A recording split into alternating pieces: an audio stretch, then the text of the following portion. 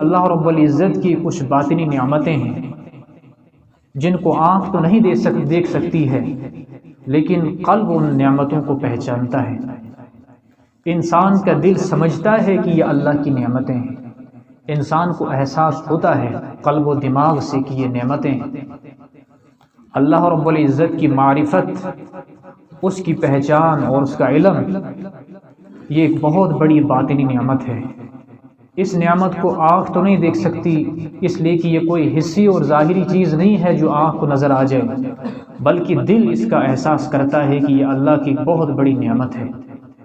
حق سبحانہ و تعالی نے اپنی محبت عطا فرمائی، اپنا قرب عطا فرمایا، اور اپنے حبیب صلی اللہ علیہ وسلم کی محبت، آپ کی عظمت، آپ کی عقیدت ہمیں عطا فرمائی۔ یہ وہ چیزیں ہیں کہ جن کا شعور اور جن کا احساس قلب کو ہوتا، آنکھیں یہ چیزیں دیکھ نہیں سکتی ہیں۔ اللہ رب العزت نے قرآن پاک کی تلاوت میں انسانوں کے دلوں کے لیے سکون پیدا فرمایا۔ جب انسان قرآن پاک پڑھتا ہے یا سنتا ہے تو ایک عجیب قسم کی روحانیت اور ایک عجیب قسم کا سکون انسان محسوس کرتا ہے۔